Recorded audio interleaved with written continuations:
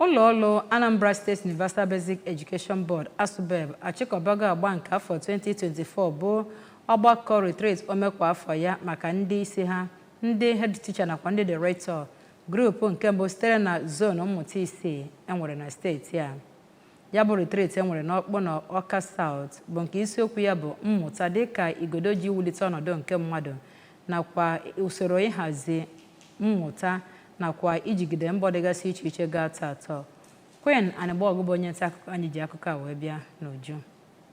Onye ji ọkwa executive chairman nke ụlọọrụ ASUBEB bụ Dr. Vera Nwadinobi nọrọ oge ya na ndị bịara ya bụ ihe mmemme na-akparịta ụbụbọ kọwaa ndị nkụzi dịka ndị Chineke nna ji ike nakwazi amara iji wee tụgharịa ma gbaziere ụmụntakịrị na-agụ akwụkwọ n'ụlọ akwụkwọ ihe ya nakwazi ka ha ga-esi wee bi ndụ ha. Okwue ndị nkụzi n'ogogo ọbụla ka ha bụ ndị ga-ejiri ọnatarachi ha ya nakwazi ihe mmụta dị iche iche ha mụtara iji wee kụziere ụmụntakịrị ha na-akụziri ihe n'ụlọ akwụkwọ ha ihe ha ga-eji baara onwe ha uru ma bakwaziara obodo gbaa gburugburu. Ọ gara n'iru dụọ ndị nkụzi ọdụ ka ha bụ ndị ga na-echi azụ n'oge ahụ a na-akụziri ụmụntakịrị ọrụ aka dị iche iche n'ụlọ akwụkwọ ha n'ogogo ọbụla iji wee nyere ha aka baara onwe ha uru ma bakwaziara ezinụlọ ha n'obodo gbaa gburugburu uru n'ọdịnihu. Onye nkụzi bịara abịa na ya bụ ihe mmemme bụ Oriakụ Kate Ndulue n'ihe nkụzi ya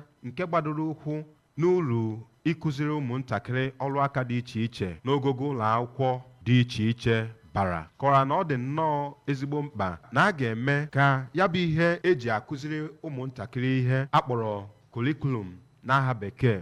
bụrụ nke a ga-etinye ihe gbasara ịmụ aka ọrụ n'ime ya iji wee nyere aka zụpụta ụmụntakịrị ma ihe ekwe na-akụ n'ihe gbasara inwe aka ọrụ na iji ya bara onwe ha uru oge ha rapụrụ ogige ụlọ akwụkwọ. Onye ọzọ kụziri ihe na ya bụ ihe mmemme bụ injinia Mike Nebo kọwaziri mkpa ọ dị na ndị ụlọọrụ ASUBEB nakwazi ụlọ akwụkwọ n'ogogo ọbụla ga-abụrụ ndị ga-eneba anya n'ihe gbasara iji igwe ọgbara ọhụụ wee chịkọba ozi dị iche iche na ihe ndị ọzọ ndị ga-abara obodo na ụwa niile uru. N'okwu ekene ya, otu onye bịara ya bụ ihe mmemme nke si na mpaghara Nnewi zone wee bịa bụ Oriakụ Edith Ụzọchukwu toro nnọọ chairman ASUBEB maka ịgba mbọ ya niile ọ na-agba iji wee wulite agụmakwụkwọ steeti a n'ogogo dị elu ọkachasị site n'alaka ya bụ ASUBEB ma rịọ ya ka ọ gaa n'iru n'ịlụ ọrụ ya